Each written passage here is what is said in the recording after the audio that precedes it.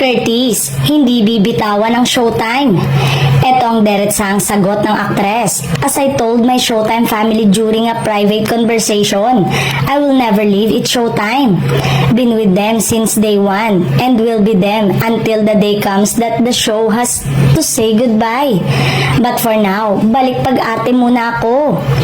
Matagal-tagal nang hindi napapanood si Ann sa show at si Bella naman consistent na napapanood ngayon pero itinanggi na may katotohanan ng balitang lumalabas.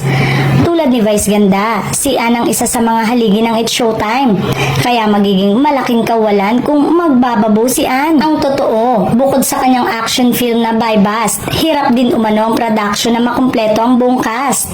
Dahil dito, nang makahanap ng schedule talagang tinodo na. Nandyan pa ang pagbabalik teleserye niya sa Netflix original na It's Okay to Not Be Okay. Pero naniniwala ang madlang people na walang katotohanan na mamamaalam na si Ann sa It's Showtime dahil ilang araw ang nakalilipas nang mag-post na sa X si Ann ng Magpasika 2024 na mapapanood sa October. Ang katim niya ay sina Jugs, Jugueta, Teddy Corpus. Excited pa siya sa caption na, Yahoo! Let's go boys!